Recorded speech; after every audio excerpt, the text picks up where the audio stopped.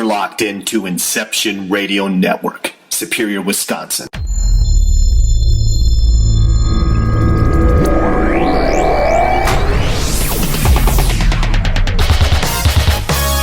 This is TruthFunders Radio on the Inception Radio Network, a weekly audio safari that features the newest in paranormal discoveries while highlighting the latest and not to be missed TruthFunder.com projects. For truth seekers and true believers, this week's TruthFunders starts now. Bonjour, hola, welcome, and hello. This is the TruthFunders live radio show on the Inception Radio Network.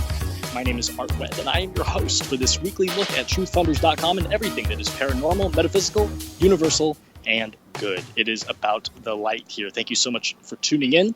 You can listen to TruthFunders Radio on the Inception Radio Network by downloading their amazing app. You can just go into the Apple iTunes App Store or the Google Android Market and download the IRN app. Tune right on in. You can listen through Roku. That's a pretty nice device if you got one of those. I don't know how to work it, so you have to figure that out. Or you can listen live by going to inceptionradio.com/listen live. As always, I'm joined by Mark Schwartz. He is the CEO of TruthFunders.com. And today, Mark, I'm on location from an undisclosed location. I'm not in my home studio, and you'll probably be able to tell by the sound of different noises coming from the background. Yeah, I think we should have our listeners guess online where the heck you are. And maybe they'll be able to get it, and maybe they won't. I'm not sure. Where on earth is Carmen Sandiego this week? The noises that are happening in the background are some of the strangest noises, I think, that you would probably hear on radio. It sounds like I'm coming from a New York sewer, probably. Yes, or well, that would give it away if I was about to say what I was going to say. So I'm not going to say that. 888-919-2355 is the telephone number here at Inception Radio, 888-919-2355. We encourage your calls here on IRN and TruthFunders Radio. We like to talk to you. Yes, you listening right now. Thank you so much for tuning in live, by the way. You can download the podcast after the fact, and if you're listening to a podcast, you already know that, but we do appreciate you tuning in for the live show each week. And brief recap on last week's show. What a fun one that was for me, huh?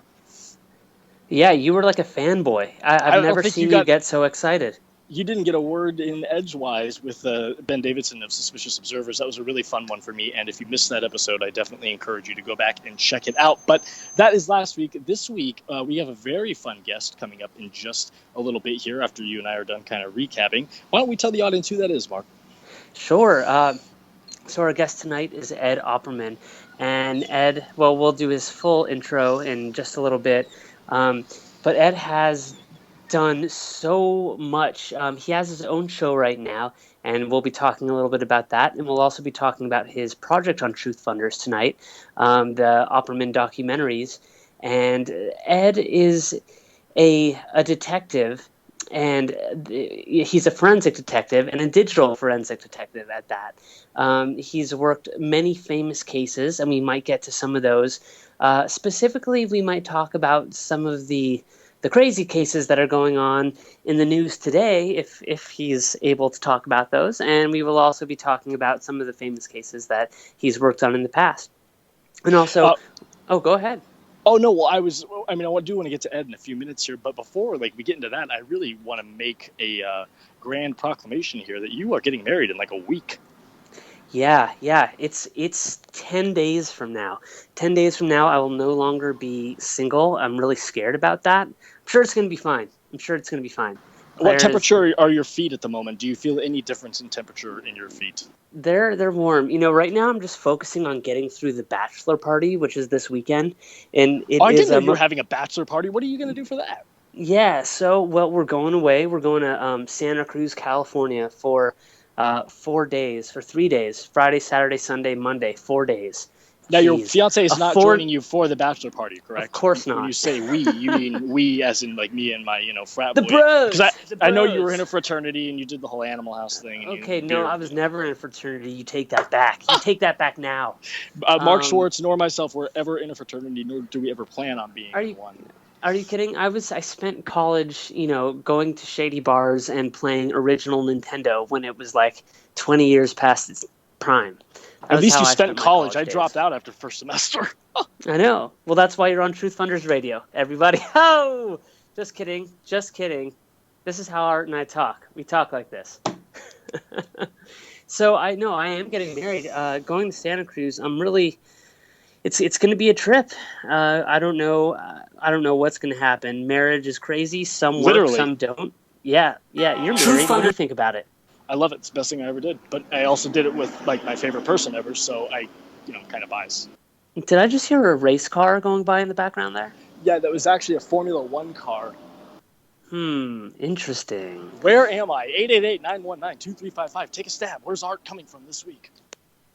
So, one thing I want to talk about last week. So we had an article that went kind of viral, written by TruthFunders. We had interviewed Jesse Marcel regarding the... Yeah. Oh, that's right. I'm so stupid. Yes. Okay, now I know what we're talking about. So we had interviewed Jesse Marcel regarding the Roswell slides, which have since become sort of known as hoaxy. But I want to get your opinion on this, Art. So I don't know if you're up to date with what's going on, but so we interviewed Jesse Marcel. I asked, I'm up to date with that. I was there for that. So yeah, okay, we're good so far. Right. So everybody, you can go to medium.com. It's one of the top most visited sites in the entire country, let alone world. It's sort of a mix. It's a new social media platform, and it's a mix between Twitter and Huffington Post, where you can write long-range articles, and then they also showcase some of the best articles of the day on the front page. By the way, I will say that if you want to hear our interview with Jesse Marcel, that is available at IRN via podcast as well. Just to throw that out. Absolutely. So I interviewed Jesse, and I wanted to get his take. And this was before we found out that the slides, were just a child mummy. And it's pretty interesting what he said, and it was really cool too. He said, as I think what we all felt, which is, man, I hope these are real, but I don't know if they are, and I'm not going to, put all my eggs in that basket, more or less. He also talks about, he thought it was strange that if they wanted to connect these slides to Roswell, why they never contacted him or many other Roswell experts. They just kind of kept it to themselves. What later happened, and I'm sure everyone listening kind of knows the end of the story, but they used... I don't, and I guarantee you there's at least one listener that doesn't, so please fill us in.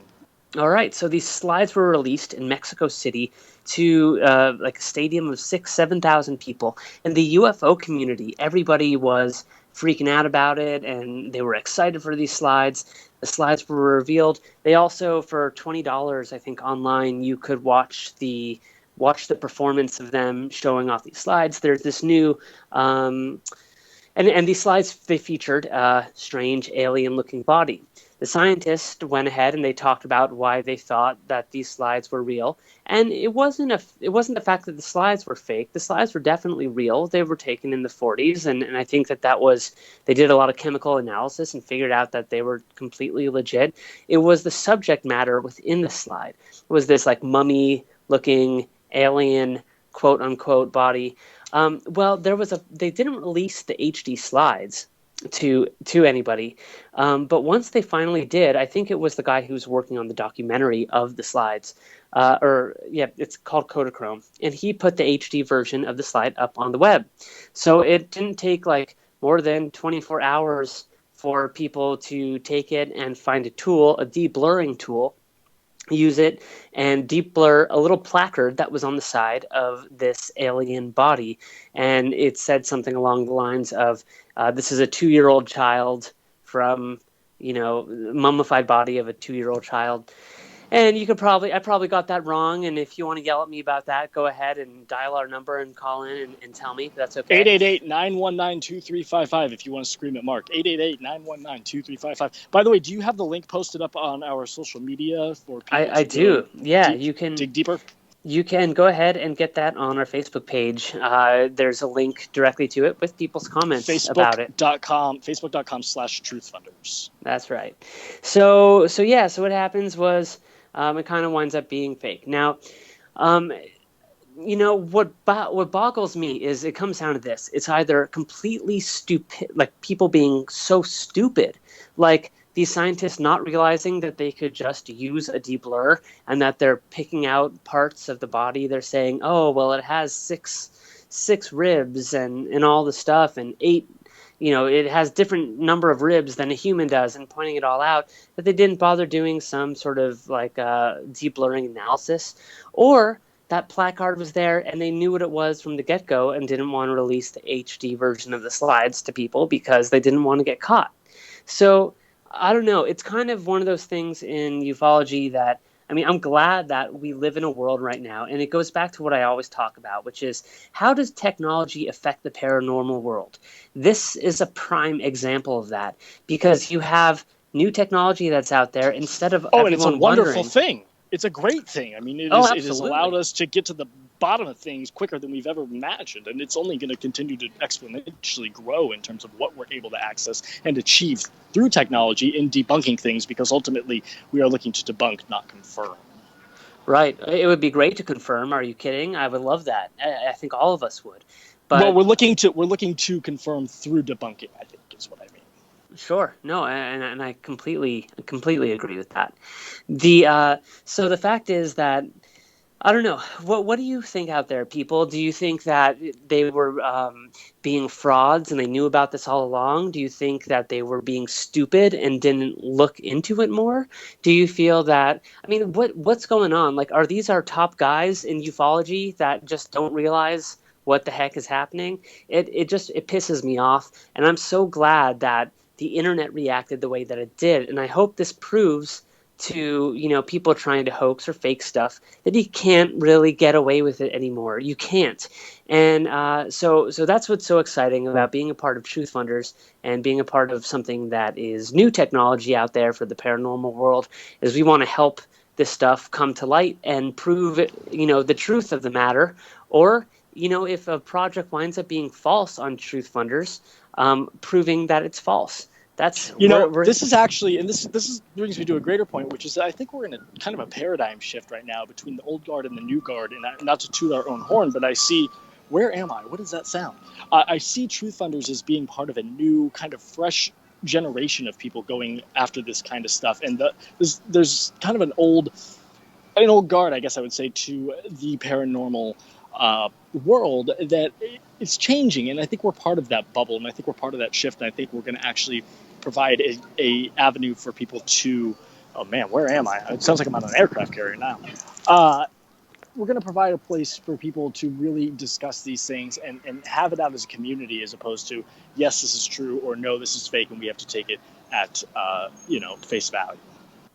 Yeah, it's just, we got to get smarter people out there. We really and do. IRN is a part of that as well. MJ, can you join us on the air for a second? Because I would love to get your perspective on this story. MJ, of course, being from IRN and he being like one of the top bigwigs with IRN and one of the founders of IRN. Were you following this story at all, MJ? MJ might not be able to hear us right now. Oh, okay. I'm here. Never mind. Oh, there he is. Yes, I've been following it. Doesn't look real to me. It doesn't look real? Nope. And is that all? Like, now that some of the stuff has sort of come to light, what are your thoughts on that? Do you think that it's and if we're putting you on the spot, MJ, don't worry about it. You can say, screw you guys, I'm off. He did tell me at one point that I could talk to him on the air. I haven't done it yet, but he did tell me that, so I'm holding. Yeah, well, looking at the pictures, there's really no proof where the pictures are from or where they were taking. I'm trying to think of what show I was listening to, but technically calling them the Roswell slides isn't a fair name for them. They can be from anywhere, Right. That's that. Just based on that, I think it's more of a hype thing for the ufology field. That's what I'm thinking.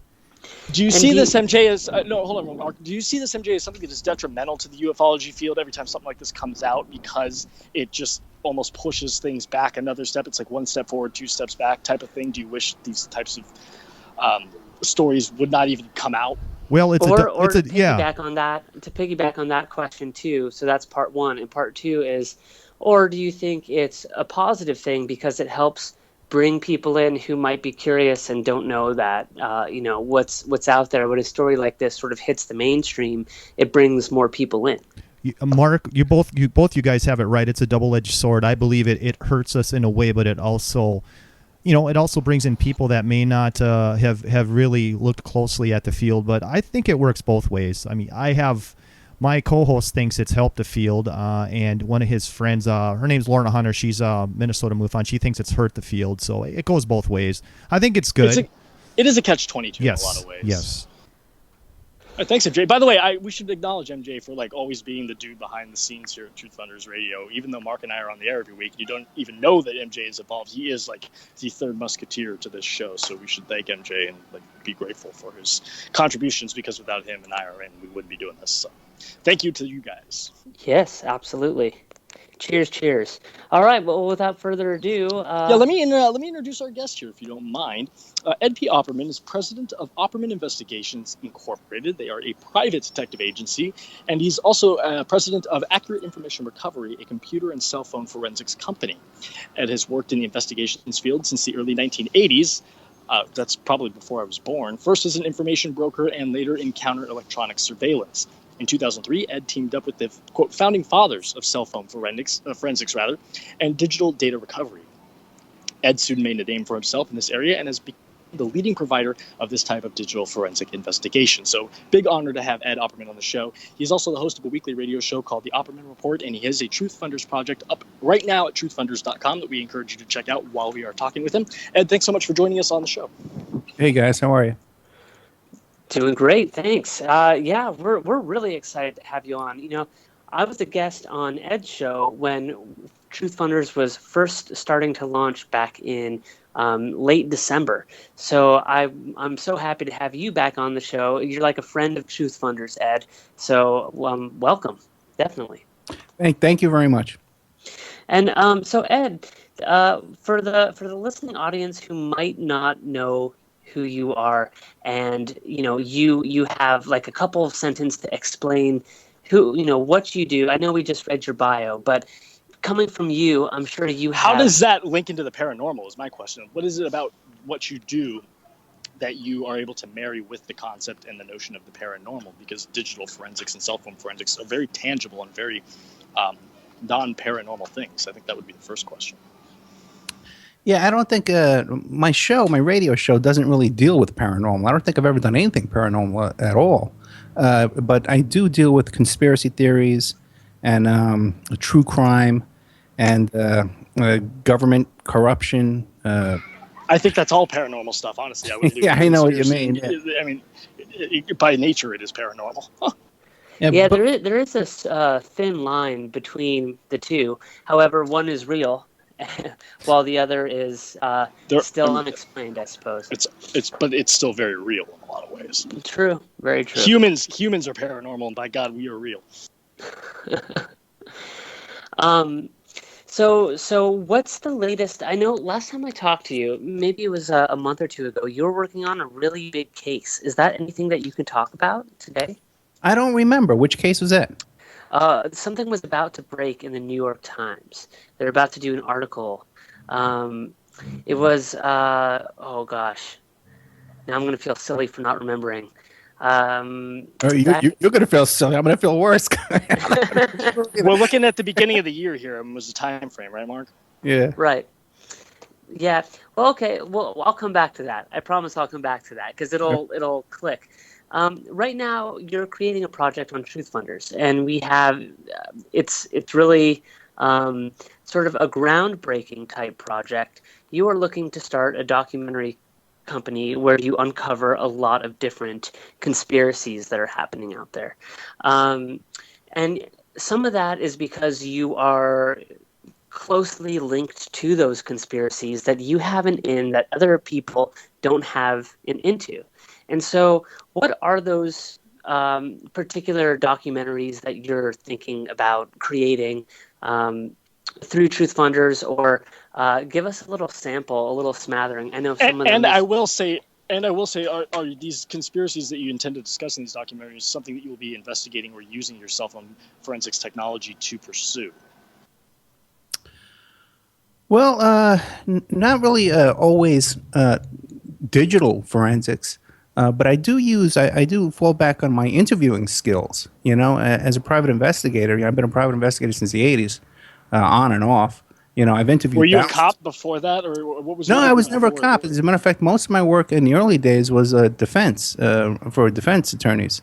I got my start as a cop. Was I a cop? That's a good one. I was actually. I was a yippie. I was one of the yippies on the Lower East Side of Manhattan. I was a revolutionary. I was an activist fighting for social justice. So you were the one fighting the cops. Exactly. Yeah, always. And it was through that that I got exposed to all kind of undercover agents and all kind of informants and stuff like that, COINTELPRO type stuff. You're a whistleblower. Well, I don't know what you call a whistleblower, but I'm just a guy that's been around a lot of stuff, man. I just fall into this stuff. I don't go looking for it. I became an activist in high school. I met people like Al Sharpton, Abby Hoffman, and oh my God, everybody, Gerald Lefcourt, Bill Kunstler. I was involved in all that kind of Lower East Side politics. I ran into Mark David Chapman over there at Yippie headquarters. Ooh, Yeah, so wow. I want to hear about that. Well, but besides all that, then I got involved in organized crime cases, and then all kinds of stuff. I owned the nightclub. I've been involved in a lot of stuff in my life. The Mark David Chapman story, it was just another day in my life. I was a kid, and I was in high school. I was a senior in high school. And I used to hang out down at Yippie headquarters on Bleecker Street, number 9 Bleecker Street in Manhattan there. And it was a fascinating place to be, man. When you're a kid, you could smoke pot in the open. Right next door to Yippie headquarters was Dial a Joint, where you could call up 777 cash and they would deliver marijuana to you. That's Art's kind of It's thing. very right similar to what I deal with on a daily basis. Well, that's how it was back in those days too. But we live in 2015 now, where it will be all legal within the next 4 years anyway. So very different time, I'm sure.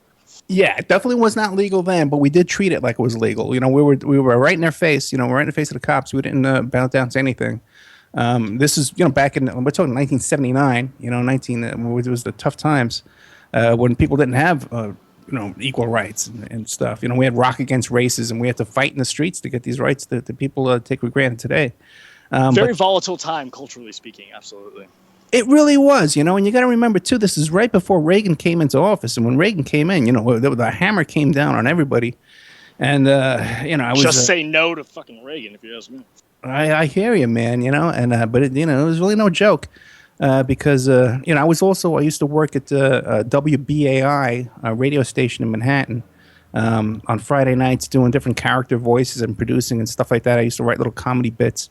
All right, well, hold on. I'm going to stop you right there. What was your favorite character that you performed, and can you still conjure up the voice? Because I want to hear it. Oh, my God. I was the original fake Frank. Okay. There was a guy back in those days. Okay. I can't believe we're getting into this. I did a lot of stuff. I was also the Mary Tyler Moore Show trivia champ, and our bit got stolen by Rosie O'Donnell, and she did it, and she went on People's Court with it. She totally stole the bit that I wrote. But I was the first fake Frank, and I really am proud of that. I was the first fake Frank. In New York City back in those days, you had Bob Grant on WABC, you had Barry Farber, and you had all these right-wing radio hosts, And there was this guy named Frank from Queens, and he would call in and talk about the Soviet entity and communism was taking over the world. And he sounded like this. You had to kind of put your fingers on your nose as you talk about the Soviet entity. Yes. When was the last time you did that? Just right now. I haven't done that for about 20 years. But the thing is, that's great. I got his voice down perfect, and I could call in, and they thought I was him. The screeners thought I was him. I had his bit down, and there was another guy named Heshy from Borough Park who was an Orthodox Jew and a member of the moral majority, and I would do him. I was doing like prank phone calls, and but then after me, everyone started doing fake Franks, and the poor Frank, the original guy, couldn't even do it anymore because there was so many fakes, he couldn't even get through anymore. But that's what it was like in those days. 79 back in New York City, in the sewers of New York City. The sewers. And is that where the so we just went on I feel so light and fluffy, and now I'm going to go down to the dark. Yeah. So was that where the Mark Chapman incident took place? No, I didn't. I met Mark David Chapman at Yippie headquarters at 9 Bleecker Street in Lower. Define Yippie for me, because I honestly don't even know what Yippie is. Oh my God, you really are. How old are you, my friend? Dude, I turned 30 next week. I'm 29. I was born in 85, so you're talking to a kid. Yeah, I hate to say it, man. 30's young these days. I'm 52 years old. The Yippies were the Youth International Party, okay? And this was like Abby Hoffman and Jerry Rubin at the Chicago 7, who in 1968, they demonstrated in the streets of Chicago, and all that stuff. And that's the history of the Yippies. But they later on went on to become this group. Abby Hoffman was on the run for coke charges at the time when I got involved. And they ran these newspapers called Overthrow and Yipster Times. And also some of these guys, too, like Tom Prasad, they were involved in the founding of High Times Magazine. Okay, I'm sure you heard of that, right? I've met him a couple times. He's a nice guy. You met who? Tom. Tom Prasad's been dead for since 1978. Then whoever the editor is now, or you're thinking of a different guy. Yeah, it must have been a different guy. Because if he's dead, then we didn't. I'd have been mad. Did you smell anything funny? I met Cheech. Actually, I directed Cheech in a show. I think it was 2.5 years ago when I met Art. For the first time. I had flown down to LA and I was doing a show called The Thing About. You could still find clips of it on MSN, Yahoo Screen. And you could probably find the Cheech Marin. If anyone out there Googled Cheech Marin, The Thing About, you'll see what I directed. And he was featured in High Times along with Tommy Chong quite a bit back in the day. Yeah. So the Yippies. So anyway, back to what we were talking about. But the Yippies in New York City were, street activists. We would hold the marijuana day. Sorry? A lot of megaphones. Oh, yeah. This is way before the internet. This is way before any kind of... So in order to get our information out, we actually had a newspaper that we would print ourselves on an old-fashioned ink, typeset, giant, 3,000-pound printing press. That we had there. We had a nightclub across the street. So and also too, across the street lived A.J. Weberman, who wrote the book Coup d'Etat in America. He was the first guy ever in the whole world to point out the three tramps and how they resembled the Watergate burglars. So this was a real hotbed of activity going on there. Yeah. And I got to tell you, man, it was exciting times for a kid. But also a lot of skullduggery going on because a lot of these guys were double agents and COINTELPRO and undercover. So how did you fall into being a private detective from being a youth activist and screaming at the man, basically? Well, okay, it's all kind of connected because what happened was around that time I developed a source in the phone company who could give me information. And if I had a phone number, I can contact my source in the phone company and give him that number. If it even was unlisted and non-published, I can give him that number. And he would come back to me with a name, an address, a bank account number, sometimes a work phone number, a social security number, and a list of every phone call dialed from that number. Okay, we would get a copy of their local usage. It was called LUDs. That if you called out of the local exchange, you get all those calls and plus all the long distance calls, time, dates, and all that kind of stuff like that. So this is really valuable information. So I had this source of information. I started selling this as an information broker. And then that's how I got into contact with all these big lawyers and big private investigators in New York City at the time. I met everybody. I met all the big shots, man. William Kunstler, Jerry Lefcourt, all these really big shot lawyers and stuff like that, and the biggest PIs. And, I did the right thing, they paid me. I got my stuff to them right away, and did the right stuff. And this was a gold mine of information. It was worth a fortune. And that's how I made my name among these people.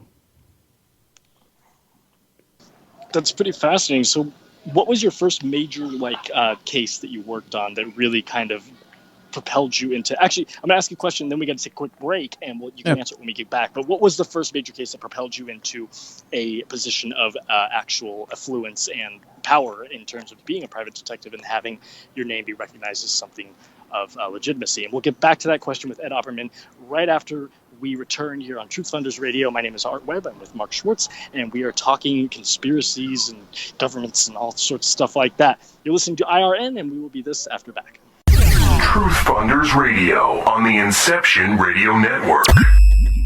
TruthFunders was started as a place to shine a spotlight on paranormal projects. Other big-name crowdfunding sites vary paranormal projects that contain UFO, ghosts, Bigfoot, research, documentaries, books, clothes, movies, and more. At TruthFunders, we invite people to not just listen to our show, but interact and do something about it. You can create a project. Yes, you, listening to the radio right now, you can make a difference. Stop dreaming and take action at www.truthfunders.com. Click Create a Project and submit your idea. Or browse the other paranormal initiatives that other brave souls have put their energy into. Support them as they reach into their creative spirit and turn their passion into progress. Each donation you will make, you will receive something in return. From a book to a DVD to a Roswell I-beam and plenty more. You don't have the scratch to donate?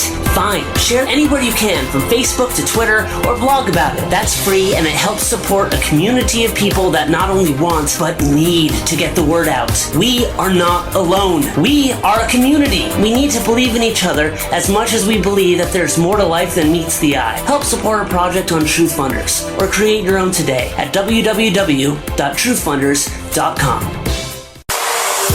Hello, everyone. Lorian Fenton here, host of the California MUFON radio show, asking if you'd like special access to exclusive and amazing information about UFOs, the paranormal, and all things unexplained. If you're nodding yes, then join IRN's Insider Club.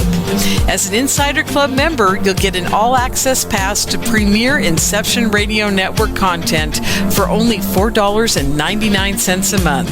This includes live UFO and paranormal conferences, live streaming UFO skywatches, exclusive IRN radio and TV productions, and of course, paying radio with MJ and Ken Storch. So don't wait any longer. Visit InceptionRadioNetwork.com and click on Member Login to join IRN's Insider Club and get your VIP access today. Don't have a computer? Is your internet connection down? Don't worry. Use your trusty cell phone or landline and call into our listen line at 401-283-6700 to listen to the Inception Radio Network 24/7. Again, that call-in number is 401-283-6700. For the Inception Radio Network, I am MJ. Hello, Inception Radio Network listeners. This is Amanda. Remember, you can take your Inception Radio shows on the go. Just download the Inception Radio Network app for your iPhone, iPad, or Android smartphones and access live shows, past shows, guest lineups, and much more. Just visit the iTunes Store or the Google Play Marketplace and download it today for free. You didn't forget what's coming up tonight, did you? Hi, Inception Radio Network listeners. This is Amanda. Never miss that interview you were looking forward to or the show on your favorite topic. Follow IRN on Twitter, I_R_N, and get reminders about the evening's live shows as well as fun and important updates throughout the week. That's I_R_N, and never miss a great show again.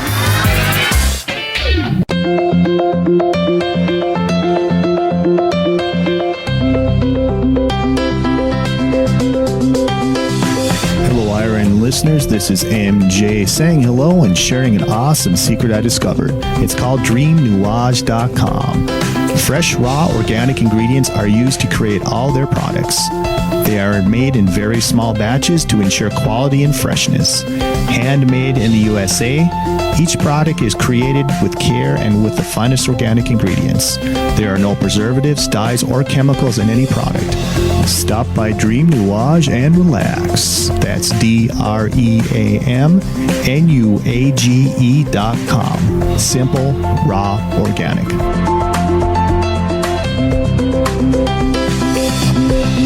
You're locked into Inception Radio Network, Superior, Wisconsin. TruthFunders Radio on the Inception Radio Network. Hey, thanks for coming back and joining us. We are on TruthFunders Radio on the Inception Radio Network. This is Mark Schwartz, CEO of TruthFunders, and we just had Art, and then he just disappeared, but he might come back. And with us, we do have Ed Opperman. So welcome back, Ed. Hey, how are you? Good. So right before we went to break, Art was asking you a question about what was the big leap? What made you jump from one one thing to the next? What was that defining case or that defining moment that you had in your life? Well, what happened was I was doing so well with the information broker stuff. At first I had the phone company source, and then I started developing more sources like a DMV and stuff like that where I can get plates and stuff and buy and sell that information. So I needed an office. So I set up office in this PI's office in Brooklyn. Fascinating guy. He did a lot of organized crime cases. And you'd walk in there. This guy did a fingerprint analysis. He did handwriting analysis, ballistics analysis. It was a real forensic, old-fashioned forensic office. And I remember I walked in there, and the whole wall was covered with all these diplomas from these courses and these certificates. Everything, every square inch was covered. And then he had guns everywhere. He had a shotgun propped up over here. He had a shoulder holster. And I said, wow, man, I want to have an office like this one day. And then, now I do, my office is like patterned after his, But the first big case was the Carmine Persico case, who was the head of the Colombo crime family in Brooklyn. Right, and, famous Carmine. Yeah, it was a big, at the time, it was huge, for a kid like me. I was a kid, And he was some loan sharking case. We worked on that, the wiretaps and stuff like that, and interviewed witnesses and things. Then I was involved in the commission trial in New York City with Paul Castellano, and it was a huge, Rudy Giuliani was prosecuting the case, So as a kid, like 23 years old, I met Rudy Giuliani, Then it was the Pizza Connection trial, all these big, giant mafia cases, And we used to do bug sweeps, and we go into these organized crime mansions all over the New York, So all that kind of stuff. So I got to meet everybody and hook up with everybody. So, so you mentioned that you would go in and tap the phones. We would look for taps. We wouldn't. You would look for taps. Oh yeah, okay. we knew how to tap phones for sure. We could do it if we wanted to, but we would look and find taps. And as a matter of fact, the guy who I was working for found the bug that was in Paul Castellano, the Godfather, in his house that was in the cement in the basement of his house. So what happens? What happens when you find a bug? Do you just destroy it? I mean, would these people hire you to go through their house and check it out and rip it out, or and you'd destroy the evidence, or what would you do with it at that point? It would depend. If it was a government bug at the time, I don't know what the laws are now because I don't do that now. But you couldn't touch it if it was a government bug. But a lot of times, too, there's a lot of people who tap each other, husbands and wives and businesses. We went to businesses and would find wiretaps. There was all kinds of stuff back in those days. They used to have this thing called the harmonica tap where one thing you could do is you could give your girlfriend or your wife a telephone. And you would dial the number on the phone. And before the last digit of the phone, you'd blow this harmonica into the receiver. And you could hear everything that went on inside the house. So, because the handset on the phone would become a microphone, and you could listen to everything going on in the house. So, things must have changed so much from that early technology to what we have now. And do you use new technology? What are some signs if I'm being bugged? If I'm feeling paranoid and I want to check for bugs in my house, is there any way to know that they're there, or is there just no way to figure it out? Like I'm screwed. Okay, if it's an RF transmitter, radio frequency transmitter, you can still find that with an RF detector, but you got to sweep the whole house and look for it. And then you look for extra equipment on the lines. You can still look for that. You can find that because there'll be a piece of equipment attached to your phone, the jack outside your house. Right. You can find that. But nowadays they got these little digital recorders.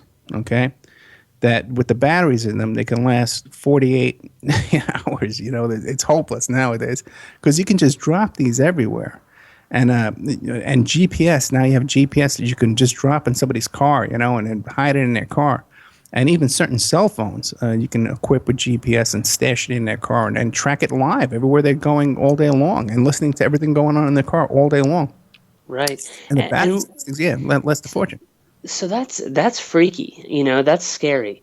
But what, not everybody gets bugged. It's just not, your average normal Joe, or is it? Yeah, especially nowadays with all this stuff going on with spyware that people can attach on each other's cell phones and stuff. There's a lot of average people who want to bug each other. But what you don't understand is until you've listened to these wiretaps is that there's hours and hours and hours and hours and hours of crap on these wiretaps where nothing's going on. You hear a TV in the background, you hear a microwave beeping, nothing's going on during these wiretaps of value. So do you have to scan it and look for when there's a jump in the noise and then go back to that part? Like, do you have to bring the file into like a Final Cut Pro or an audio system software and just look to see where there's spikes and different things and then go to that particular section? Or yeah, that would be one way to do it. Now you could do that, but in the old days we had to sit there and just listen to the tape for 12 hours, And I got to tell you, I've listened to. Because we also, for the defense in these cases, the FBI would have to turn over all the audio tapes that they had, and they would write a transcript of what they heard. And then we would have to write a transcript of what we heard, because it's just your own ears, So if the FBI says, okay, Carmine says we're going to go break his legs, we would say we're going to go make some eggs. Right. Okay? Now it's up for debate. We say they're going to make eggs. You'll break legs. What are you talking about? Pirates have lots of pegs. Yeah, right, exactly. They say you want to sell them some drugs. You want to give them a hug. You don't know what they're saying.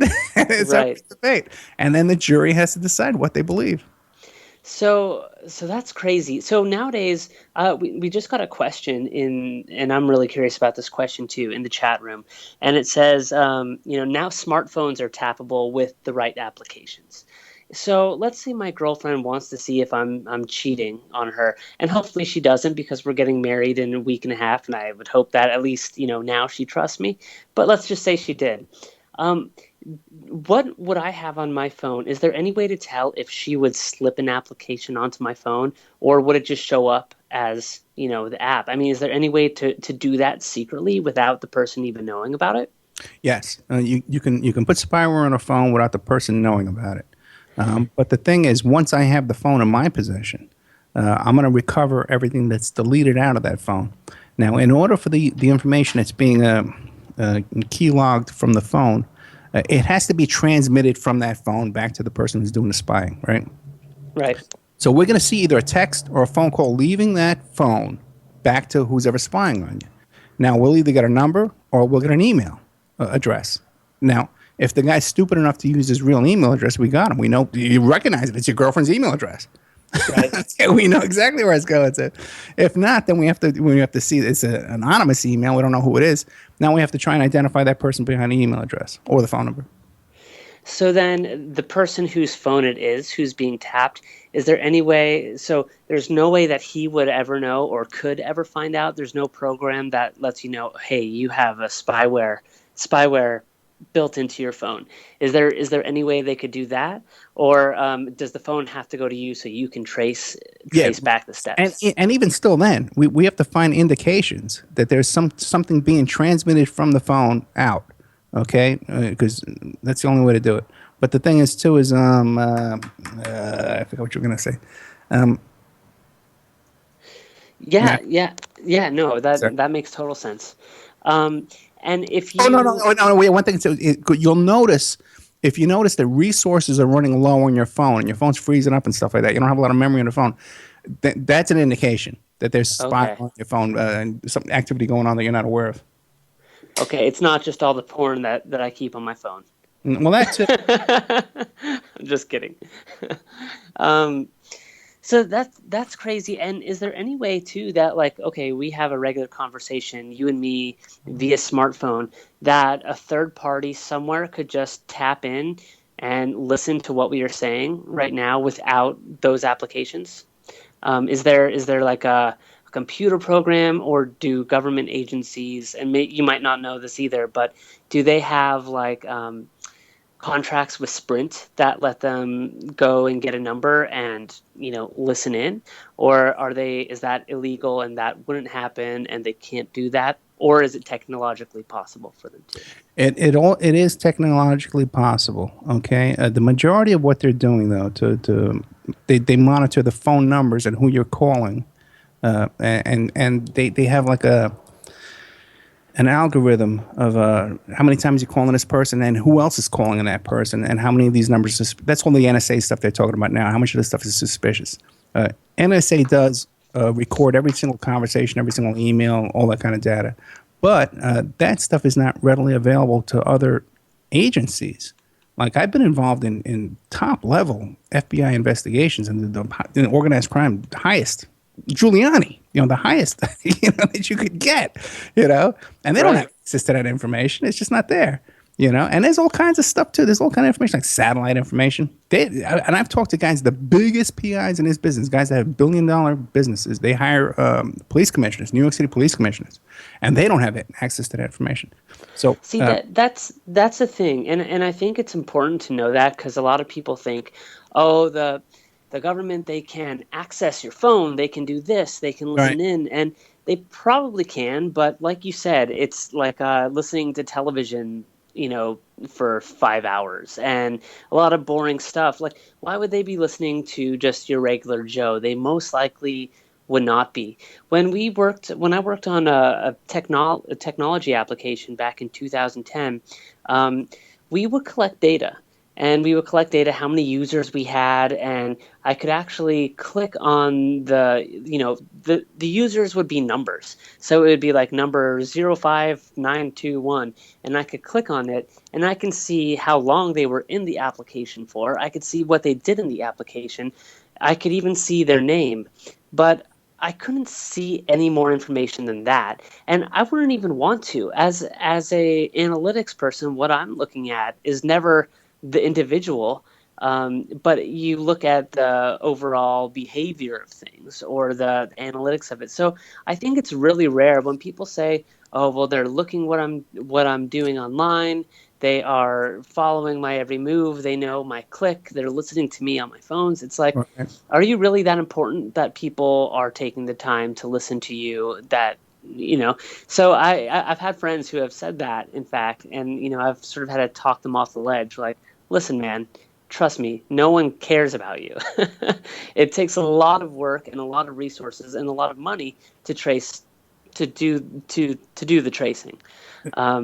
But it is possible. It is still all technologically possible, I suppose. Okay, what you're saying is so true. And so often I'll get a really paranoid client call me up on the phone, and they think that their every move is being watched, And I'll say to them, well, then who do you know, that has hundreds of thousands of dollars to put toward this investigation? Because this is an 18-day job.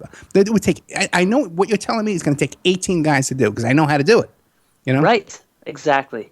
Right. And that's why So I'm glad that you said that. And it's not like we're not government agents right now saying this to the public. Like, just no, trying I'm not to a get government people agent saying this to the public at all. Oh my gosh, where was that voice coming from? But on the other hand, though, I'll tell you this, though, there is a lot of infiltration. There's a lot of infiltration. So talk to me about that. Well, okay. Like with the Sarah Palin case I was working on. Because you got to remember, too, it's not just our government. Like, everyone thinks, okay, and everyone right now thinks it's the NSA doing everything. The FBI has a total pass on everything they do, because suddenly this guy Snowden comes along and talks about the NSA. Now all they talk about is the NSA. But if you look back, COINTELPRO, it was all FBI. The New York City COINTEL program was New York City Police Department, which is huge. It's like 30,000 cops in New York City, They're all feeding into each other, essentially, right? I mean, they all play their part to make up the greater whole of these types of behaviors. In a lot of cases, they will cooperate in investigations, but in a lot of cases, they won't. And there's such a mishmash, and all different guys. And sometimes you'll have a meeting, like a leftist meeting, and every guy in there is working for some kind of agency, ATF or FBI, and no one knows it. They're not talking to you. They don't all know that they're all undercover. I'm sure that happens all the time. But you got to remember, too, it's not just our country. There's foreign intelligence agencies in this country. When I was dealing with the Yippies, there was a guy who was the head of the Rainbow family, and one time he was accused of being a KGB agent, So I saw him, and I says, hey, man, so-and-so says you're KGB. What's the story with that? And he goes, oh, no, I'm not KGB. But the Soviet embassy, They give me a stipend for my poetry. Okay. The guy couldn't write he couldn't write a limerick. Yeah, he couldn't write a limerick, man, you know? So roses are red, violets are blue. I'm not in the KGB. Fuck you, basically. Yeah, right. You know? I wanna know, like, are there agencies that we really just don't know about too? I mean, going beyond the FBI and the CIA and the NSA, the ones we're all familiar with, it goes so much deeper than that, right, Ed? Oh, yeah, because first of all, don't forget there's other countries. When I was involved in the Sarah Palin case, I was dealing with foreign intel. I was trying to insert them. My house is broken into. My offices were broken into. The lug nuts were loosened on my car. They broke into a safe in my house. They got past my dog. You know, what were they looking for? Okay. What happened was my client was Shelley Tripp, who was a prostitute in Alaska. And her client was Todd Palin, the husband of Sarah Palin. But as she was being picked to be run for vice president. So she reported to me that Todd Palin was not only visiting her as a client, but also sending her clients, big important people, and she would document the activity with these clients later and report back to Todd Palin, possibly to be used for blackmail purposes. Now, this has all been documented, and a lot of shenanigans went on in that case. It's a good 40-minute story. But the thing is, then it later on evolved into a congressional investigation and a congressional hearing into Secret Service misbehavior, because the same Secret Service agents that were visiting Shelley Tripp in Alaska, protecting Sarah Palin, were the same guys that went down to Colombia and ripped off the prostitute down there. Okay? So when I was working on this case, which was initially started out as a lawsuit against the National Enquirer, because they came to her and they offered her $50,000. She took 4 polygraphs from FBI agents, ex-FBI agents for National Enquirer. But then what happened was the police chief of Anchorage, Alaska, put out a press release saying, we investigated all of this. We looked at her Rolodex. We looked at her computer. We looked at her cell phone. We looked at all her information. We couldn't find anything. There's no connection to Todd Palin. Then later on, they come out and admit, well, you know what? We didn't really look at anything. Okay, we didn't look at nothing. As a matter of fact, we didn't even write that press release. Sarah Palin's lawyer wrote that press release, and we just put it on our letterheads. So what, right? Okay, so that's what happened, man. But during that case, foreign governments were infiltrating themselves into my business, into my personal life, trying to dig up whatever dirt they could, and also trying to lure me into doing something illegal where then they could blackmail me. Huh. Yeah. So do you run into that a lot in this type of business? Do you get do people want you to double cross? Is it crazy exciting? Do you find that your work is scary yet rewarding? Do you ever say to yourself, I just want to quit. I want to quit doing all this for some reason? Or do you like that excitement and the intrigue and the investigation? Where I am now in my life, I have no choice. What am I going to go do now? You know what I mean? This is my skill set. I started this crap at 18 years old. You know what I mean? Dealing with COINTELPRO and yippies and all, the organized crime cases. What am I going to do in my life now? I'm going to go become a baker? I'll go bake cookies for a living, It's too late for me. And now I've gone into this. See, what happened was when I started doing these big cases like the Tiger Woods case and the Charlie Sheen case and stuff like these 24-hour news stories, I started getting interviewed. And I says, well, I know a lot of stuff, man. I want to tell people what I know, about the Ted Gunderson and about the big pedophile cases and the West Memphis 3. I want to tell people what I know. But when I'm being interviewed, you can't go into a whole story, like a whole 40-minute story about the Sarah Palin case. So I said, well, let me do this little radio show, And my plan originally was to do this show and just get it archived on YouTube so I could point to it when I do an interview. When I do a mainstream media interview, like on HLN, Dr. Drew or something like that, and point to it and say, listen, this is that story about McMartin Preschool. This is that story about what I know about this or that. Michael Jackson, But now the show's taken off so big. And I get a lot more blowback, by the way, from this show than I ever did in the PI work, okay? Well, sure, because you're exposing yourself. Well, you're not exposing yourself. That sounds bad, but you're putting yourself out there. And I think once you kind of talk about these things in the public, and I think a lot of the stuff that you talk about on your show is dark. And it is scary, and people don't want to talk about it. But people want to know. They have almost a morbid curiosity to learn about what's going on because It is actually happening, and it is kind of freaky. And so I think that's a great reason.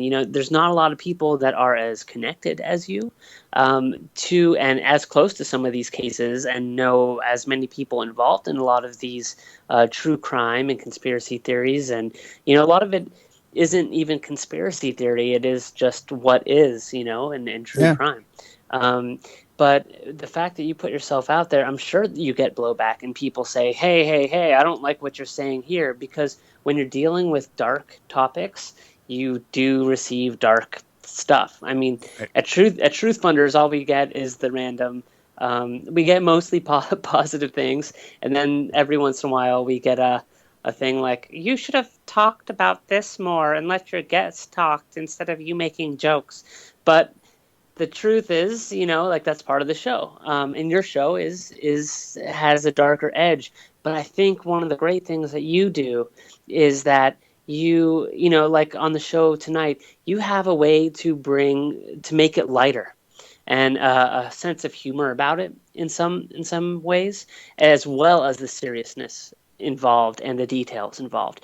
And that lets people listen and absorb what they're hearing. And I think without a little bit of the humor and without your personality, it would be very hard to listen to stuff about the West Memphis 3 and some of the topics that you bring up. And I do want to talk about that as well, because that is one of the topics on your TruthFunders project. You want to do a documentary on the West Memphis 3, and we don't have to talk about it for too long, but just what let's see. But if you could tell me a little bit about your connection to that case, just a little bit about what that case is, and what you hope to do with your TruthFunders project. Yeah, I started following that case right at the beginning. When I first heard about it back in the 90s. And I went on Usenet, which was like Alt WM3, and Alt. It was like it was Usenet. I don't know if people even know what it is anymore because it doesn't exist anymore. But you can go online and debate these topics. It was called Alt.UFOs or Alt.ArtBell, and one of them was Alt.West Memphis 3. And I went in there, and first I thought these guys were innocent. The case was about 3 little boys in West Memphis, Arkansas, that were killed. Okay, they were mutilated and molested. Yeah, good. Yeah, and I said we don't need to get into the dirty graphics of dirty. But yeah, go on. The dirty details I was about to say, but yeah, I mean I want to hear the details of the story. Just the what happened to the kids it's hard to hear. Like that's what I feel. But go ahead, please. I hear you. Yeah, and especially when I've gotten to know the families of these kids, and what said, these 3 little boys were killed, and what I believe was a blood satanic type ritual sacrifice. The 3 men who were convicted of this case all confessed. They all acknowledged involvement. They pled guilty ultimately. They were convicted by 2 juries. But they did a documentary on HBO called Paradise Lost. And the first one came out, I guess, about 97 around that time. And they raised some kind of question of were these guys railroaded. And the theory in the documentary is that these poor guys were just picked on because they wore black T-shirts and they listened to Metallica and they looked different in this town. And this closed-minded Mayberry RFD, Bible Belt town in West Memphis, Arkansas, just picked on these guys for no reason. And witch hunt. It was a witch hunt, a satanic panic kind of deal. Sounds like the name of a rock band, Satanic Panic. Yeah. Are we coming up to a break? I think that we are okay for right now. They'll let us know. Yeah. Okay. Well, so the thing is, originally I thought these guys might be not guilty, And I was in daily contact around that time with Art Bell, because another situation. And so I said to these guys, hey, you know what? If these guys are, because they had a West Memphis 3 defense, not even defense fund. It was an awareness fund where they were raising money to raise awareness about this case. So I contacted the guys who were in charge of it. And I said, hey, listen. So wait, I am going to stop you there. You contacted the guys who are in charge of it. We are going to go to break. When we come back, we're going to hear the rest of the case, Ed's involvement with the case, and then closing session, we'll talk a little bit about the TruthFunders project. So thank you guys. Stay tuned with Ed Opperman and me, Mark Schwartz, and Art, who will be back in just a few minutes. So we'll catch you after the break. TruthFunders Radio on the Inception Radio Network. TruthFunders was started as a place to shine a spotlight on paranormal projects. Other big-name crowdfunding sites vary paranormal projects that contain UFO, ghost, Bigfoot, research, documentaries, books, clothes, movies, and more. At TruthFunders, we invite people to not just listen to our show, but interact and do something about it. You can create a project. Yes, you, listening to the radio right now, you can make a difference. Stop dreaming and take action at www.truthfunders.com. Click Create a Project and submit your idea, or browse the other paranormal initiatives that other brave souls have put their energy into. Support them as they reach into their creative spirit and turn their passion into progress. Each donation you will make, you will receive something in return, from a book to a DVD to a Roswell I-beam and plenty more. You don't have the scratch to donate?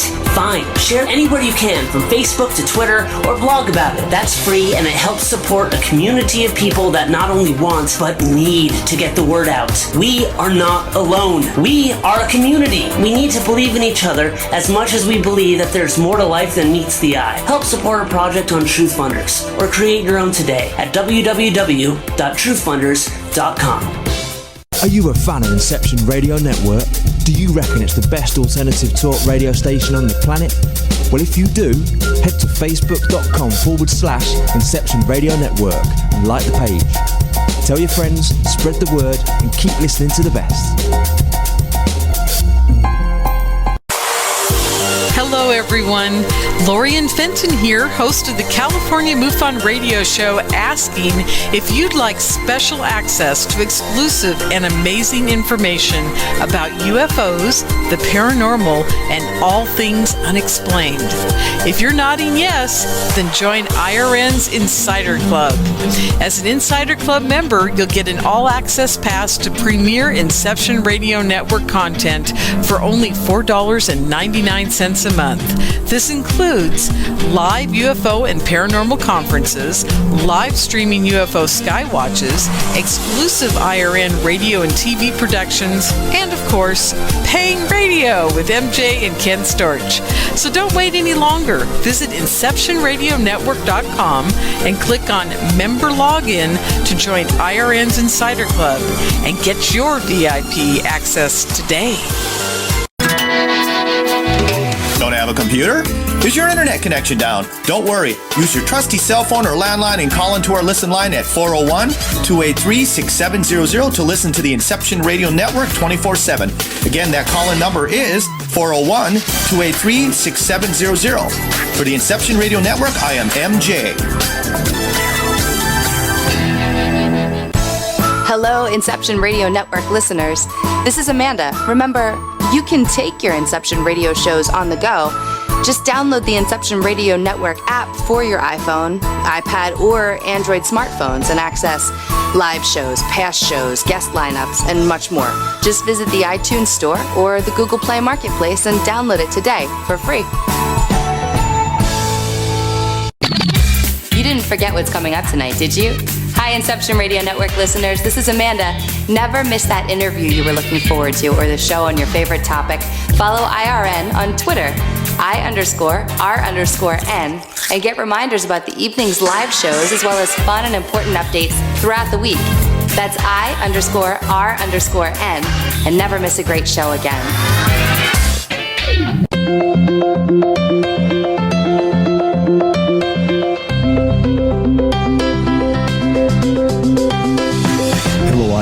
Listeners, this is MJ saying hello and sharing an awesome secret I discovered.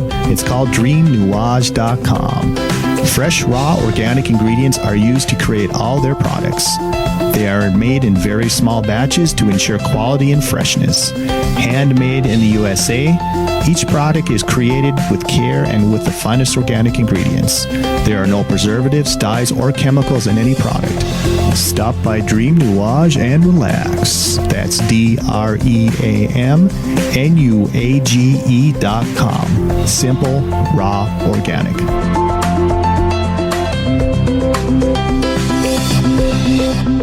locked into Inception Radio Network, Superior, Wisconsin. TruthFunders Radio on the Inception Radio Network. And we're back. Welcome back to TruthFunders Radio. This is Mark Schwartz, CEO of TruthFunders, and here with me live is Ed Opperman. And if you're listening live right now, it is 7 o'clock on May the 20th, Pacific Standard Time, 7 o'clock p.m. Pacific Standard Time, May the 20th. You can go in and you go ahead and call in to talk to us if you have any questions about the topics that we're talking about. We will take a few calls. And you can call 888-919-2355. That is 888-919-2355. Now, before the break, Ed, you were just getting into a little bit about the case of the West Memphis 3, and you were telling us a little bit about what happened, that these 3 boys, they were murdered, and that it looked like it was sort of a satanic kind of ritual that happened to them, and that these 3 kids were found guilty and they were put in jail. And then there was an HBO documentary, and that HBO documentary said, hey, this was a backwards ass hillbilly town. They sort of went after these kids as their scapegoat because they were different and they were wearing Metallica t-shirts and they had long hair. And so that's sort of where we left off. Yeah, and the main guy, Eccles, he tried to claim, oh, no, I'm not a Satanist, I'm a Wiccan, I'm not a follower of Crowley. But that was all pretty much exposed during the trial, that he was lying about that. But the documentaries, and they're not really even documentaries, they're sort of like movies, that HBO did. They tapped into these outsider people who were sympathetic to this, and this became a huge money machine. For these 3 convicted murderers, and you got to understand, this guy, Jesse Miskelly, the one who confessed, this guy's confessed like 7 times by now. That's why you never see him anymore, because he's probably still confessing somewhere. It's just ridiculous. But it became a cottage industry. I tried to help. At first, I thought they might be innocent. I tried to help them out. But after getting to know the leaders of this awareness group, I saw that their motivations was money. And now I'm convinced that the people at the top who run these awareness groups and these fundraising groups all know they're guilty. There's no way they can't know they're guilty. So why did celebrities sort of jump to their aid? What was it about that? I mean, is that something that we can talk about, or can we not talk about that? Yeah, we can talk about that. Okay. Okay. The only thing I want to talk about is the thing I was saying about my house. Because you got to understand is that the fans of these killers, they're stalkers, they're dangerous people, man. It's a real grief in my life. Okay, but I'm used to it. What am I going to do? But the thing is, why do these celebrities? All of these celebrities also seem to have an interest in the occult and Satanism, and especially a fascination with Aleister Crowley and the OTO. And that seems to be the connection with this guy Eccles, who's the main occultist in this group. Now, his ex-girlfriend at the time, his girlfriend at the time, now is his ex-girlfriend, in fact, the mother of his child, was involved. Her cousin was a vampire. Who was involved. It was the spokesperson for vampirism as far as Transylvania. Okay, so this is and the girlfriend admitted, I drink blood. My mother drinks blood. We all drink blood. There's nothing wrong with it. They all admitted to drinking blood. They've all admitted to killing. You have no idea. That's what I have to say. Nasty. But one of the things is especially why I'm back involved in this, because I left it. I left the whole discussion and all this work. And by the way, one of these founders of these awareness groups, we actually traced him back to an alt pedophilia news group where he was saying, "Hey, where's the picture of all the naked boys this week? We haven't got any new pictures yet." So, man, yeah, dude, you have no idea. It's just like, it's horrible. How do you surround, like, how do you even work on cases like this? I wouldn't be able to stomach it, not for 1 second. How do you continue to do that? I guess it's just to serve justice, right? You want to make sure that justice gets served. Good question. Okay, there's something in me that says keep moving forward. Okay, from what I'm doing, I think that what I'm doing is right. But I got to tell you, man, there's plenty of stuff I've seen that just is heartbreaking.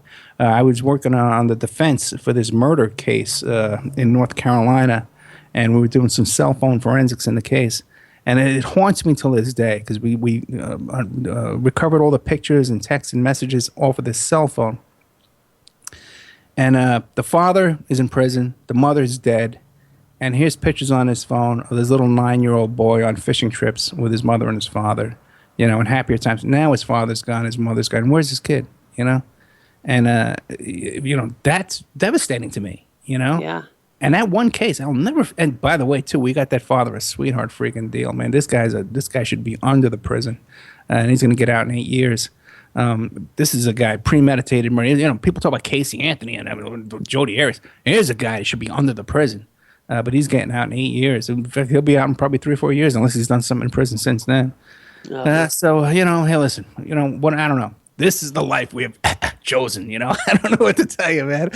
Right. I'm doing well, I guess somebody has to deal with it, And I'd rather someone who is like a good person and light, battling the darkness than people who can't do it or don't have the stomach for it. For sure. Yeah, you could so easily be freaked out by these people. And I got to tell you something, man, especially because I deal with a lot of satanic cults. The biggest ones in the world, man, the Process Church of the Final Judgment. Yeah, these guys, they all know me. They know my name. It echoes. It has a list of his top enemies. They all know me, who I am. But it's too late for me, And it's the Process Church of the Final Judgment. They were involved in the Son of Sam murders. I believe they were involved in the John Lennon murder. Okay, it's my own theory. Which I'm working on developing. They were involved in the Charles Manson family was part of the Process Church. I have a copy of the Immigration and Naturalization Investigation Report that talks about how the Manson family in prison were sewing Process Church emblems into their blankets in the prison. Do you ever? I'm sorry. Go ahead. I don't want to stop you. But they were also involved with Sirhan Sirhan, the murderer of RFK. Do you ever, get scared handling the stuff? Does it ever freak you out? Like, do you ever worry about, your safety or your family or anything like that? Well, you know what? No. Listen, I'm a Christian guy. I'm Christian. And I believe that it wasn't for my faith in Jesus Christ that I'd be dead or I'd be under jail or whatever. Who knows? Okay. But the other thing, too, is, okay, I'm fighting for social justice, okay? One of my guests on my show is a Reverend Pinckney, okay, from Detroit, from Michigan, from Benton Harbor, Michigan. Now, this guy here is an activist. He's 67 years old. He's been an activist his whole freaking life. This guy's doing 7 years in prison right now because he had a recall petition to recall the mayor of Benton Harbor. And there's some dates wrong on the recall petition. And they threw this guy in prison for 7 years. Okay, and he's in there right now, 67 years old. Okay, I'm 52 years old. 10 years from now, I'm going to be dead or in prison. I don't give a damn anymore. If they're going to grab me and torture me for a week, I'll be dead after a week. I don't care. Okay, we have to resist, okay, with every bone in our body. Every one of us should know that we are a slave living in this system right now. And I believe firmly that the people at the top are satanic pedophiles. And they're getting some kind of power off of this, off the satanic blood sacrifice of these little kids and stuff like that, and the molestation of these kids. You see it everywhere. You can look up the work I've done on the Epstein case or the Savile case and all this stuff I've worked on. So now we can either sit back and watch this going on and then not say anything about it, or we can resist with every bone in our body, knowing we're going to wind up in prison. Let me tell you something else. Half the guests I've had on my show have been in prison. I had Ramona Africa, who was a member of the group Move in Philadelphia, where the Philadelphia police dropped a bomb in their house, a firebomb, burned down 60 homes in that neighborhood. And when she tried to escape that building, they shot at her and a little boy named Birdie. They shot at them trying to escape the flames and then threw her in prison for 15 years. Okay? It's like speechless. You leave me speechless. This is what I'm trying to put forward to, man. I've had Black Panthers on my show. This is what I'm trying to get at here. We need to resist what is going on right now. And that's what you're trying to do. So, everybody out there, if you right now go to www.truthfunders.com, you will see on the homepage, just scroll down a little bit, you will see the Opperman documentaries, and you can go ahead and you can click on the Opperman documentaries, and you can see all the different stuff that that they're trying to do and that Ed is trying to do for the documentaries. So basically, Ed, you're trying to raise like it's $35,000 total, and it's going to take a while, I think, to raise that money, but so that you can go and you can do documentaries on these particular cases, because you are so close to them, because you know so much about them, you actually have inside scoops that other people don't. So you can do a documentary on West Memphis, you could do a documentary on the John Lennon theory. Real quick, go ahead. Dr. Judith Reisman, who spent her life, and she's like 78 years old right now, but she was on the Phil Donahue show back in the 80s. But this woman devoted her life into the Kinsey Report and exposing Kinsey. Now, the Kinsey Report, this guy's a pedophile, Kinsey. And people use this report in medical studies now today.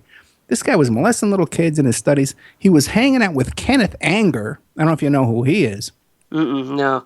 Lucifer Rising. The guy was a movie producer. The guy was openly Satanist. Lucifer Rising. His last name is Anger. That's all I know. Yeah, and that's, by the way, there's connections between him and Mark David Chapman as well.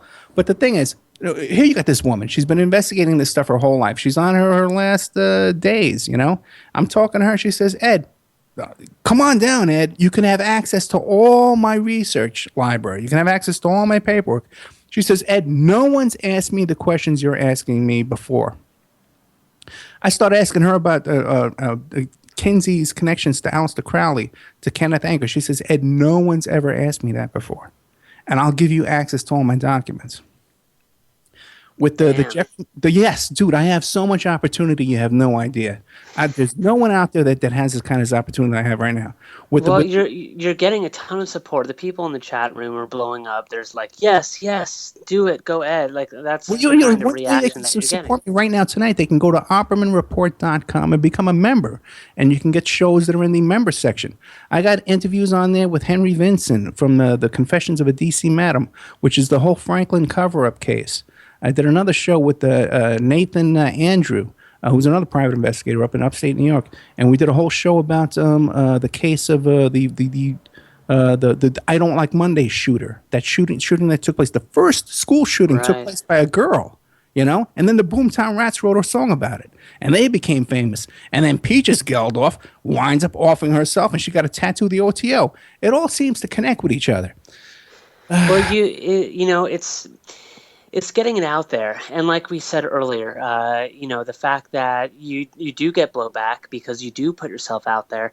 But now that you're putting yourself out there, if we can raise awareness for what it is that you're trying to do, people can donate and support and actually get these documentaries. We have to figure out a way somehow, in which it should be fairly easy, Ed, where someone, signs up or donates $5 or $10 or $20 to Truth Funders for your documentary project, that they become a member.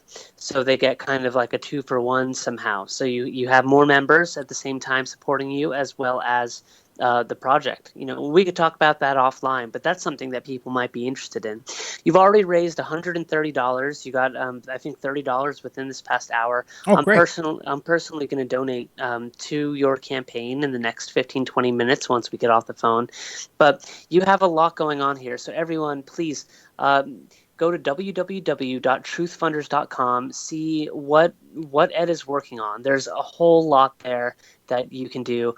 For $20, you can get one of these documentaries, the digital download, as soon as it's ready, which will be, down the road, because we have to sort of get the funds in order to do that. There is an on-air thank you on Ed's show for $50 plus a digital download. For $150, you can get an IMDb credit, which is important to a lot of people for being a part of this and helping to donate. It's great for picking up girls. It is great for picking up girls. Yeah. Trust me, I have one. It's true. So there's a lot we can do, and this project will be up for a while. But really, if everyone out there can just show their appreciation, if you like the show tonight, become a member. And what is the URL to become a member again?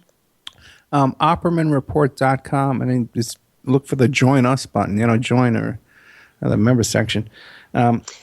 And one last thing that I want to say. So we have about 10 minutes left before we have to go. And there's been a couple of questions from the chat room. So maybe we can play like a 1 minute question and answer kind of thing. Okay. So someone wanted to know about fake cell towers. And if there's anything to that, are there fake cell towers out there that are actually interacting with us somehow and finding our GPS location or listening into what we're doing? There probably are, okay? And I can tell you right now, if somebody wanted to fund me on that, I could definitely investigate that easily, because that's one of the reports that we can produce for you is we do the... We had a case one time. This guy was accused of robbing a bank, and we got the cell phone tower reports, and we could track his location back to, and prove that he wasn't in the location of the cell phone tower. He was at the firehouse. The guy was a fireman. So that if we could investigate that and find out for sure whether there are fake towers or not. And yeah, see what they said. This was Exil, and they said. The rarely heard about false cell towers that enforcers use to intercept calls and messages.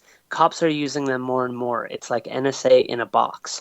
Do you think that's true, or do you think that's fake? Just something you've heard of, or do you think that's I have heard a real that story too as well, but for me, I would have to investigate it to find out if it's true or not, because there's so much crap out there that's floating around. It's ridiculous. And I saw a post by you talking about that at David Rockefeller, it's 6 heart transplants. There's so much crap floating around out there that people just buy into with just blindly. That we every one of us listening to this show right now needs to double down your skepticism. Like these Roswell slides. Yes. We all need to double, if you're skeptical now, double down on what you're skeptical right now, because I tell you, I've met a lot of these people. Okay, they're full of crap. Yeah, they make no bones about it, man. Talk to some of these people off the air. They are full of crap, and they don't even deny it. And I could testify in court to some of these characters being totally full of crap, because I got emails where I says, "Hey man, the guy you're about to have on your show is totally full of, look at it, he confessed to me that he's full of crap." How do you feel about that when someone is about to be on your show and you get an email saying this person's full of crap? Do you want to still interview them? Do you call them out on it? I've never had that. Because I've been very careful that the people who have my show are not full of crap. I tell you, I work on that. And, I've had a couple guys slip through. I got to admit that. This guy about the John Lennon assassination, this guy slipped through. I mean, he was a total nut. But I said it on the air. I said, listen, what you're saying is false, But what my focus on the radio show is not, I don't go for these frequent flyer guests that everybody's having, all the old Art Bell guests, I'm not going for those guys. I'm looking for iconic historic events like the Jim Jones People's Temple case, the Move burning down the Move family. I look for those kind of things, and I said, well, let's go back and revisit this. The Columbine, go back and look at that show on Columbine. You'll love it. And we do a lot of research, and we explore everything. We get everything on the record, and that's what we're trying to do. Yeah, and that's why I need to see your documentaries. I need people. Please, everyone out there, if you, last shameless plug, please go to truthfunders.com and donate, even if it's $5, $10, $1. $100. It's not just a difference. It's not just West Memphis 3. It's not just the Kinsey case, the Jeff McDonald case. I'm in touch with everybody in that case, and there's a lot of stuff that hasn't been brought out at all. That case took place on Fort Bragg. Colonel Michael Aquino, the head of the Temple of Set, was stationed on that base at the time that murder took place. Ted Gunderson handled all the witnesses in that case. When I talk to the principals in this case, they're not aware of that. Okay, I'm talking to them about that. They're not aware of those facts. Okay, that the PI that they had handling their witnesses was in daily telephone contact with the head of the Temple of Set, who was based, when they're talking about a satanic cult, did these murders, and they're not even aware of these facts. So, yeah. Oh, go ahead. We cannot just make documentaries. We can change history. We can go back and get justice and a lot of stuff, man. We just need the money. I've worked on big cases. I know what I'm doing. I just need some money to do it with. And I gotta tell you, if I could just turn back the clock to where I was just a few years ago, I had a big giant lab. I did the Tiger Woods case, I did the Charlie Sheen case, I did a lot of big stuff, man. A Wiener Gate. I did all this. What was your most the case that put you in the spotlight most of all, more than? And we have to start wrapping it up. We have 2 minutes left, so tell me your favorite case of all time, the 1 minute breakdown, and then I'd love to hear your fake Frank after that, and we'll call it a night. Beware of the Soviet entity. My favorite case, I couldn't tell you what would be a favorite case to me. You won't understand. My favorite case to me was this guy. We needed to locate this guy from an email address. I do a lot of email tracing where I can identify and locate people from an email address, and locating a runaway kid. I was on the Dr. Drew show, and 20 minutes after the show, I was hired by this woman to locate her son who wandered away from a mental institution. I found this kid in 20 minutes. Wow. It doesn't happen every time, but that's a favorite case. I've really been enjoying listening to you guys talk. I really have had nothing to add to this entire conversation. I think this has been such a wonderful show. I'm sorry I haven't been around more to interject. I'm sorry to interrupt you guys, but we're almost out of time. We're almost out of time for this week. All right. Well, I guess then with that, Ed, I want to thank you so much for coming on the show. We have to have you back. I mean, there's so many stories that you have. I know we just got little snippets of things tonight, but something that we love to focus on here is technology and how technology kind of plays in the paranormal world and conspiracies and technology. We love it all. So I'd love to have you back in the next maybe about 2 months from now. If that's cool with you, we could talk about your project and pick it up again and see how far it's gotten. Yeah, sure. Whenever you want, man. Sure. Great. All right. Well, thank you so much for being on the show, everybody. Ed Opperman. Does Ed have a website other than the TruthFunders project that people can go check out? Yeah, if you want to hire a private investigator, you go to emailrevealer.com, and you can go there and look at all the services that I offer there. Email tracing, background checks, asset searches. That's all the regular PI stuff. Cell phone forensics, computer forensics. Man, we're doing really good stuff there. The radio show... Go ahead, please. The radio show is OppermanReport.com. You can become a member. There's a lot of stuff in the members section. But just joining, man, just it's $6 a month, man, to support me and the work we're doing here. I got my ass on the line, I'll be honest with you. And a lot of crap comes down there. It all rolls downstream, and it's all rolling on my head all the time. So any support we can get, we appreciate. All right. And by the way, I do want to add very quickly, Ed, that one of the things that I've come across in my life quite a bit is people have always complimented me on my name. They think Art Webb is a cool name. I think it's pretty average, but I think Opperman is such a fun last name to say that it was very strong. It is very strong last name. I like I just like saying Ed Opperman. The one syllable first name, Edward. It is strong, and it is clearly of a bare, noble sort of personality, and you have displayed those colors finally on the show this evening. And yeah, we can't wait to have you back. So thanks so much for coming on TruthFunders Radio. And Mark, anything else you want to add? Last word before? I think that's it. Next week, thanks again, Ed. We really appreciate it. You're a stand-up guy. Next week will be your last show as a single man. Will be my last show as a single man, and the week after that, Art's going to be running the show by himself while I am on my honeymoon. Which will reveal the location of next week as well. Yeah, and one last thing. Go to TruthFunders on Facebook, okay? Like us on less Facebook than 30 seconds. If you less haven't. Than 30 seconds. And also go there and try to guess where Art was. You hear these birds right now, all this crazy stuff. Where do you think he is? Go back, listen to the show again. There's a lot of information. Listen to it and try to dissect all the little secrets of where Art is from what's going on in the background. You're listening to TruthFunders Radio live on IRN. My name is Art Webb from Mark Schwartz. Let's see if I can get this out correctly. And we will speak to you next week. Thanks so much for tuning in. Bye-bye. TruthFunders Radio on the Inception Radio Network.